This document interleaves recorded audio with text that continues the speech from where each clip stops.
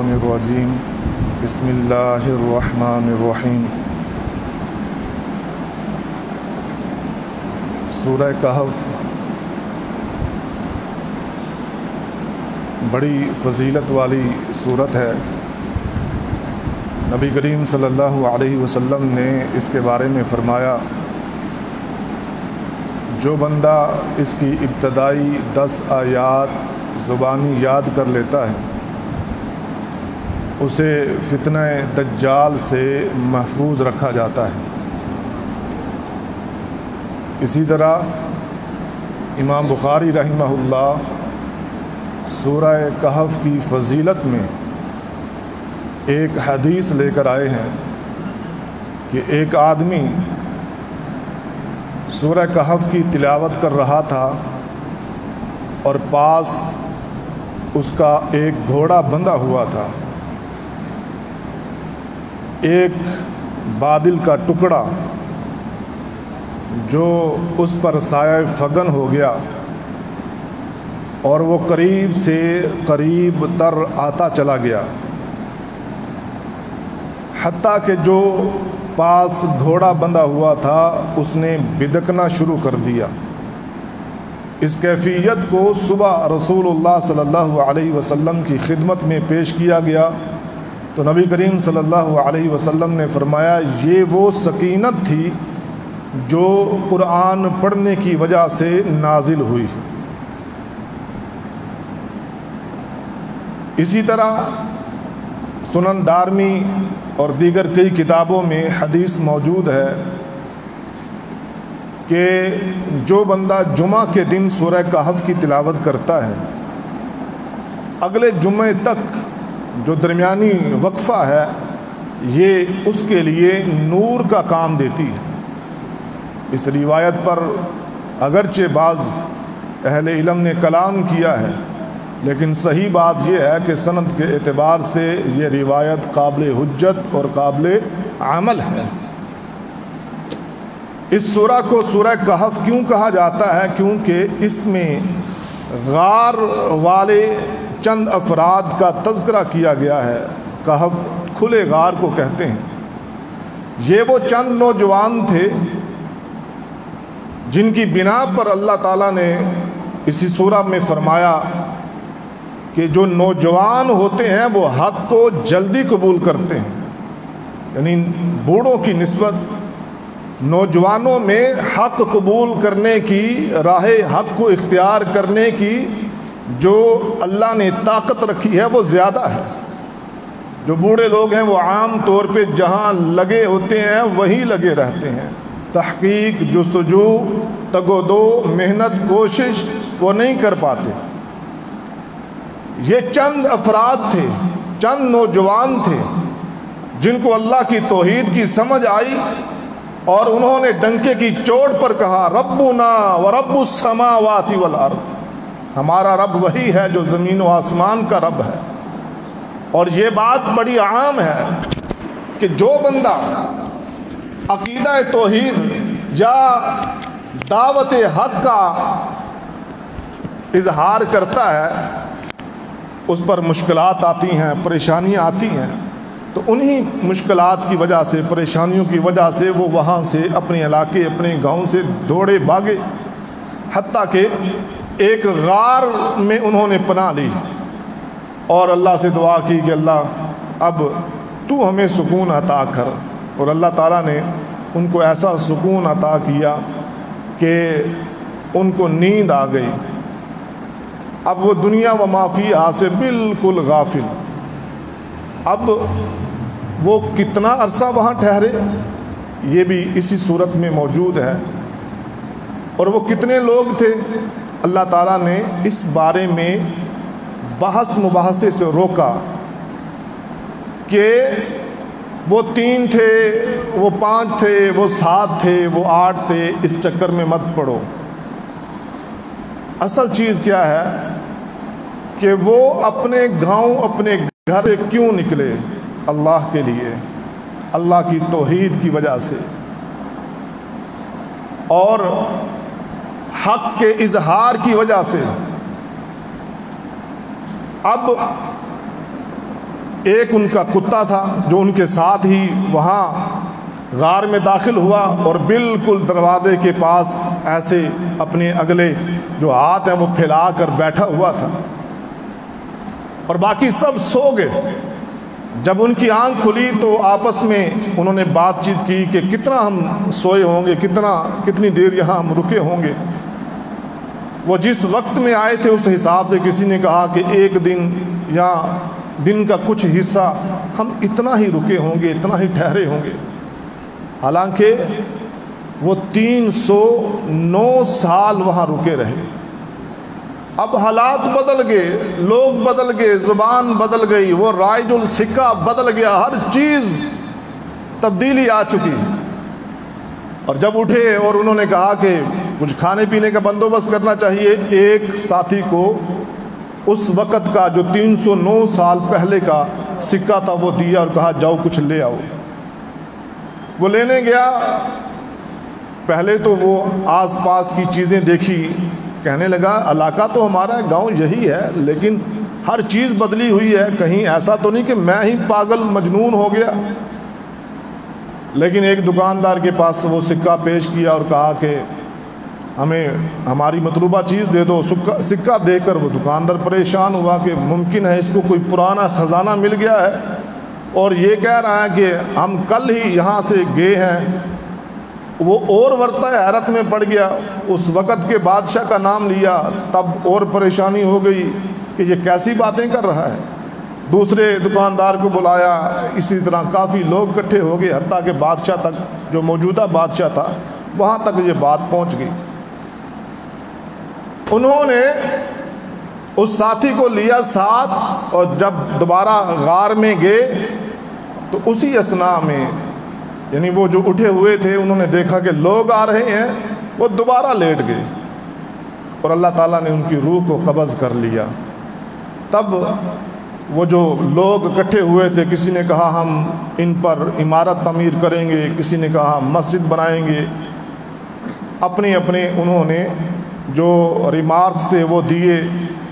تو یہ وہ واقعہ ہے جس بنیاد پر اللہ تعالیٰ نے اس سورہ کا نام سورہ کہف رکھا، اور اس سے ہمیں جو سبق حاصل ہوتا ہے وہ یہ کہ ہمیشہ اللہ کی توحید اور جو اسلام ہے اس پر انسان کو گامزن رہنا چاہیے۔ اس سلسلے میں اگر کوئی پریشانی، مصیبت، تکلیف آئے تو اس پر صبر کرنا چاہیے۔ اس کے بعد دنیاوی آسائشوں کی بات ہوئی، مال و دولت کی بات ہوئی، اور اس کے مقابلے میں اللہ کی توحید کی بات ہوئی، تو اللہ تعالیٰ نے واضح طور پہ فرما دیا المال والبنون زینت الحیات الدنیا والباقیات الصالحات۔ یہ مال، یہ اولاد، یہ دنیا کی زینت ہے، باقی رہنے والا وہی عمل ہے جو نیک صالح بندہ کرے گا۔ یعنی دنیا میں نیک عمل کرے گا تو وہ کل قیامت کے دن کام آئے گا، اور باقی جو دنیا کی اولاد یا مال ہے یہ انسان کے کسی کام نہیں آنے والی۔ یوم یفر المرء من اخیہ و امہ و ابیہ، اور مال دنیا کی حد تک ہے، وگرنہ اگر دنیا میں صحیح استعمال نہ کیا، کل قیامت کے دن یہی سانپ کی صورت میں، اژدہے کی صورت میں مال کہے گا انا کنزک، میں تمہارا خزانہ ہوں، کہاں بھاگ رہے ہو، اور انسان آگے بھاگے گا۔ وَوُضِعَ الْكِتَابُ فَتَرَى الْمُجْرِمِينَ مُشْفِقِينَ، جب کتاب رکھ دی جائے گی اور جو مجرم لوگ ہوں گے ڈرتے ہوئے اس کو دیکھیں گے، اور ساتھ یہ بھی کہیں گے کہ یہ ہائے افسوس، ہائے ہماری بربادی، مالی ھذا الکتاب لا یغادر صغیرۃ ولا کبیرہ، یہ کتاب کیا ہے، اس نے تو نہ کوئی چھوٹی بات کو چھوڑا نہ کسی بڑی بات کو چھوڑا، ہر چیز اس میں درج ہے۔ یعنی ہمیں تنبیہ کی گئی ہے اللہ وحدہ لا شریک ہمارے کسی عمل، ہمارے کسی قول، ہمارے کسی دل میں اٹھنے والے وسوسے، کسی بھی چیز سے غافل نہیں ہے۔ اللہ ہر چیز کو جانتا ہے، اور وہ اللہ جو ہر چیز کو جانتا ہے، کل قیامت کے دن ہم نعوذ باللہ من ذالک کیل کال کے ذریعے سے اللہ کو دھوکہ نہیں دے سکتے۔ اس لیے ابھی موقع ہے، ابھی اپنی اصلاح کرنی ہے، ابھی راست پر چلنا ہے، حق بات کو قبول کر کے اس کو اختیار کرنا ہے، ورنہ کل قیامت کے دن سوائے حسرت کے، ہائے افسوس کے، کچھ انسان کے پلے نہیں رہے گا، اور حسرت جتنی مرضی کر لی جائے اس کا کوئی فائدہ نہیں ہوگا۔ اس کے بعد اللہ تعالیٰ نے سیدنا موسیٰ علیہ السلام اور سیدنا خضر علیہ السلام، جن کو ہم خضر علیہ السلام کہتے ہیں، یعنی عربی کا جو صحیح تلفظ ہے وہ خا کی زبر کے ساتھ، ضاد کی کسرہ کے ساتھ۔ امام بخاری رحمہ اللہ نے صحیح بخاری میں کتاب العلم میں ایک حدیث نقل کی کہ جب موسیٰ علیہ السلام سے پوچھا گیا کہ دنیا میں سب سے بڑا عالم کون ہے، کیونکہ وہ جانتے تھے کہ عام طور پہ نبیوں کو زیادہ علم ہوتا ہے، میں نبی ہوں، انہوں نے کہا سب سے بڑا عالم میں ہی ہوں۔ خضر علیہ السلام کے بارے میں وہ نہیں جانتے تھے۔ اللہ نے فوراً تنبیہ فرمایا کہ ہمارا ایک بندہ آپ سے بھی بڑا عالم ہے، خضر اس کا نام ہے۔ موسیٰ علیہ السلام کو پتہ چلا، باوجود کہ وہ نبی ہیں، فوری طور پہ اللہ سے درخواست کی، اللہ میں ان سے ملاقات کرنا چاہتا ہوں، یعنی حصول علم کے لیے اپنے علاقے کو چھوڑ کے خضر علیہ السلام کے علاقے میں جانا چاہتا ہوں۔ اللہ تعالیٰ نے رہنمائی فرمائی اور وہ خضر علیہ السلام تک جا پہنچے، اور اب یہاں پر انہوں نے کہا کہ میں آپ کے ساتھ رہنا چاہتا ہوں۔ انہوں نے کہا کہ تم میرے ساتھ نہیں رہ سکتے، صبر نہیں کر سکتے، یعنی یہ ایک مشکل مرحلہ ہے۔ انہوں نے یقین دہانی کرائی، نہیں میں رہوں گا۔ اب چلے، پہلا مسئلہ ہوا اور کہا مجھ سے سوالات نہیں کرنے، بعد میں خود تمہیں بتا دوں گا، لیکن موسیٰ علیہ السلام سے رہا نہیں گیا۔ پہلا مسئلہ بنا، کشتی میں سوار ہوئے، کشتی کے ایک حصے کو خضر علیہ السلام نے توڑ دیا۔ موسیٰ علیہ السلام فوری بولے، ان لوگوں نے ہماری عزت افزائی کی، ہم سے کرایہ تک نہیں لیا، ہمیں بٹھایا، سوار کیا، اور آپ نے کشتی کو توڑ دیا۔ خضر علیہ السلام نے کہا، میں نے پہلے کہا تھا کہ آپ میرے ساتھ نہیں چل سکتے، آپ صبر نہیں کر پا رہے۔ انہوں نے کہا مجھ سے غلطی ہو گئی، آئندہ میں یہ غلطی نہیں کروں گا، آپ مجھے ساتھ رکھیے۔ یعنی علم سیکھنے کے لیے بندے کو بڑے مراحل سے گزرنا پڑتا ہے، بڑی صعوبت، بڑی تکلیفوں سے گزرنا پڑتا ہے، اور یہ وہی بندہ جانتا ہے جو اس راہ کا راہی ہوتا ہے، یا جس کے دل میں جذبہ ہوتا ہے اور وہ اس کے لیے طلب اور تڑپ اپنے دل میں رکھتا ہے۔ آگے گئے تو ایک لڑکا تھا، خضر علیہ السلام نے اس کو قتل کر دیا۔ موسیٰ علیہ السلام سے پھر نہیں رہا گیا، انہوں نے پھر کہا کہ یہ کیا معاملہ ہوا، بے گناہ کو آپ نے قتل کر دیا۔ انہوں نے کہا میں نے کہا تھا کہ آپ میرے ساتھ نہیں چل سکتے کیونکہ آپ صبر نہیں کریں۔ انہوں نے کہا اب کی بار آئندہ نہیں کروں گا۔ انہوں نے بھی وارننگ دے دی، آئندہ کیا تو پھر تمہارے اور میرے راستے جدا ہوں گے۔ جی ٹھیک ہے۔ ایک بستی میں گئے، ان لوگوں سے کہا کہ ہمارے لیے کوئی خاطر تواضع کیجیے، مہمان نوازی کیجیے، انہوں نے انکار کر دیا۔ ایک دیوار گر رہی تھی، خضر علیہ السلام نے اس دیوار کو بالکل سیدھا کھڑا کر دیا۔ موسیٰ علیہ السلام نے کہا کہ جب آپ نے دیوار کو صحیح کیا تو پھر کچھ اجرت لے لیتے، ان لوگوں نے تو ہماری مہمان نوازی بھی نہیں کی۔ کہا کہ بس اب میرے اور آپ کے راستے جدا ہو گئے، اس سے آگے زیادہ ہم مزید نہیں چل سکتے۔ البتہ تمہیں ساری باتیں بتلائے دیتا ہوں۔ پہلی بات جو ہوئی، کشتی کو میں نے خراب کیا، توڑا، تو وجہ یہ تھی کہ کشتی نئی تھی، لوگ مسکین تھے، بڑی مشکل سے بیچاروں نے کشتی کو تیار کیا تھا۔ آگے ایک بادشاہ تھا جو ہر نئی کشتی کو اپنے قبضے میں لے لیتا تھا، قبضہ مافیا تھا، تو میں نے اس کو خراب کر دیا تاکہ وہ اس کو پرانا جان کر اس کی طرف توجہ نہ کرے، اور یہ جو غریب لوگ، مسکین لوگ ہیں، ان کی روزی پر لات نہ پڑے۔ اور وہ جو لڑکے کو قتل کیا وہ کافر تھا، اور اس کے آبا جو والدین تھے وہ مومن تھے۔ وہ اس لیے قتل کیا کہ کہیں یہ ان کے لیے سرکشی کا باعث نہ بن جائے، ان کے ایمان کو نقصان نہ پہنچائے۔ اور جو دیوار صحیح کی تو اس کی وجہ یہ تھی کہ اس دیوار کے نیچے خزانہ دفن تھا جو غریب بچوں کا تھا، اور اگر وہ دیوار گر جاتی وہاں سے وہ نظر آ جاتا، لہٰذا دیوار کو سیدھا کر دیا۔ اب جب بچے بڑے ہوں گے وہ اپنا خزانہ نکال لیں گے۔ نبی کریم صلی اللہ علیہ وسلم نے یہاں پر فرمایا کہ اگر موسیٰ علیہ السلام جلد بازی نہ کرتے تو ہمیں سیکھنے کو اور بڑا کچھ مل جاتا۔ یعنی بار بار سوال کرتے رہے، بار بار پوچھتے رہے تو معاملہ وہیں کا وہیں رک گیا۔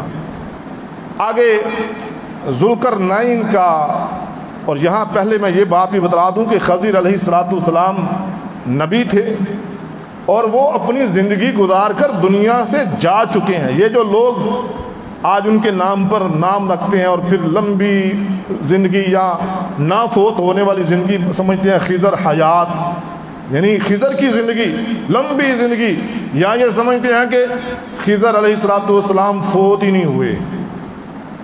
ان کا یہ مسئلہ غلط ہے، کتاب و سنت کی روح سے بالکل درست نہیں ہے۔ صرف عیسیٰ علیہ السلام ہے جن کو اللہ نے زندہ آسمانوں پر اٹھایا، اور کل قیامت کے دن اللہ ان کو دوبارہ زمین پر نازل فرمائے گا اور وہ اپنی طبی موت فوت ہوگی۔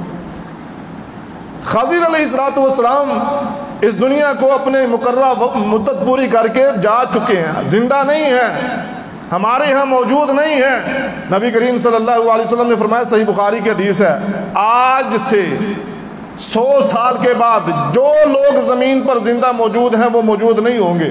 اور نبی صلی اللہ علیہ وسلم کی اس بات کو کہے ہوئے 1550 سال ہو گئے ہیں۔ اس سے محدثین نے یہ اخذ کیا ہے کہ اگر زندہ بھی ہوتے تو نبی صلی اللہ علیہ وسلم کی اس حدیث کی روح سے وہ فوت ہو چکے ہیں، ان کو زندہ مت سمجھیے۔ یہ عقیدہ اہل السنہ والجماعت کا، اہل الحق کا نہیں ہے۔ بعض لوگوں نے اس کو اختیار ضرور کیا ہے لیکن یہ عقیدہ غلط ہے۔ ذوالقرنین جن کے بارے میں بعض لوگوں نے کہا کہ یہ نبی ہیں، لیکن صحیح بات یہ ہے کہ وہ ایک مجاہد، ایک سپہ سالار، اور اللہ نے ان کو اقتدار دیا اور انہوں نے اس اقتدار کا صحیح استعمال کیا۔ ساری زندگی غلبہ اسلام کے لیے انہوں نے وقف کر دی۔ پوری دنیا جہاں جہاں وہ ان کو اللہ نے طاقت دی تھی وہاں پر غلبہ اسلام کے لیے بڑی تگ و دو، بڑی محنت کی۔ اور یہی وہ ذوالقرنین ہیں جنہوں نے یاجوج اور ماجوج کے آگے دیوار بنوائی کہ یہ فتنہ فساد والی قوم ہے، لہذا ان کے آگے دیوار قائم کر دی جائے تاکہ دوسرے لوگ جو ہیں ان کے فتنے، ان کے شر سے محفوظ رہیں۔ اور یہ قوم بھی قیامت کے قریب دوبارہ نکلے گی، ابھی تک اس کا ظہور نہیں ہوا۔ قرب قیامت یعنی جب عیسیٰ علیہ السلام کا نزول ہوگا تب یہ دوبارہ یہ نکلے گی، اور نبی کریم صلی اللہ علیہ وسلم نے اس سے بھی ہمیں ڈرایا ہے۔ یعنی یہ ایک ایسا فتنہ ہے جیسے دجال کا فتنہ ہے، ویسے ہی ایک یعنی اس سے کم ہے لیکن ہے فتنہ، اور اس سے ہمیں ڈرایا گیا ہے۔ تو اللہ ہمیں ہر قسم کے فتنے سے محفوظ رکھے۔ انشاءاللہ بقیہ گفتگو کل اللہ کی توفیق سے بیان کی جائے گی۔ اللہ ہمارا حامی ناصر ہو۔ وآخر دعوانا ان الحمد للہ رب العالمین۔